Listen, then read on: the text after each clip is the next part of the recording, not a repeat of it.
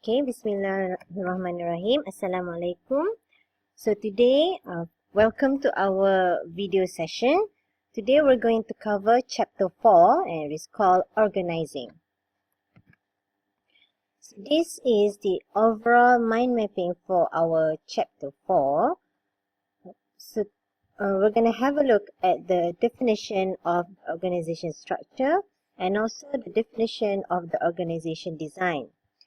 Besides that, we're going to have a look at the 6 key elements of organization structure. But for today's lesson, we're going to have to focus on the first 3 elements only, which are the work specialization, chain of command, and span of control. Alright, so these are the definition for the organization structure and the organization design. The definition for the organization structure is the framework for dividing, assigning, and coordinating work. Meanwhile, the definition for the organization design is any development or changes to the structure of an organization. So these are the 6 key elements of organization structure mentioned earlier. So we have work specialization, chain of command, span of control, authority and responsibility, centralization versus decentralization, and the last but not least, departmentalization. So as mentioned earlier, for today's video lesson, we're going to have a look at the first 3 key elements. The first key element is called work specialization. So basically, work specialization is when the job or task is broken down into a number of steps or processes. Therefore, each step or processes is completed by a separate individual or person or employee. So this work specialization, it makes the efficient use of the various skills that the employees have, and eventually it will increase the productivity. This is the diagram for work specialization. So basically it is a graph. On the x-axis, we have the work specialization.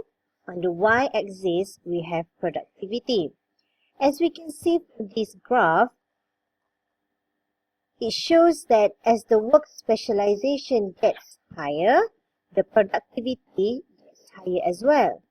However, there is at some point when the work specialization gets really high, the productivity gets lowered.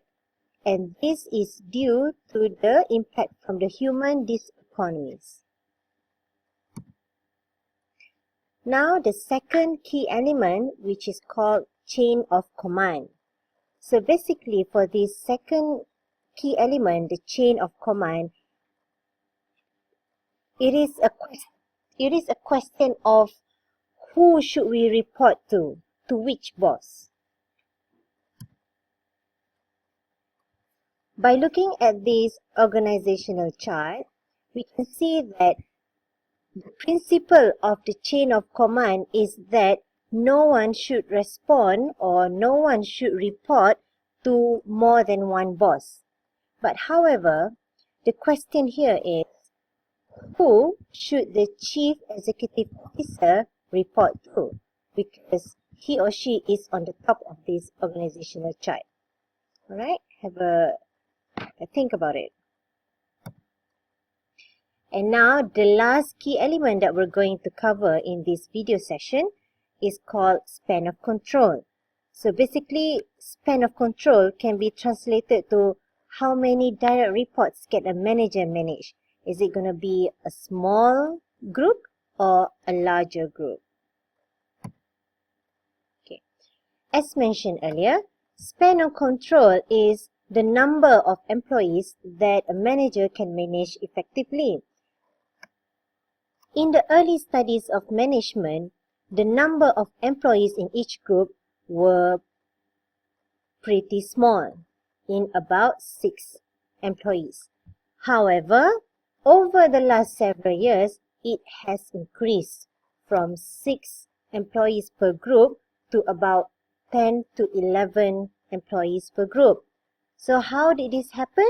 This is due to the influence from the contingency variables. So that's all for today's video lesson. If you have any question, you can please come and see me. Thank you.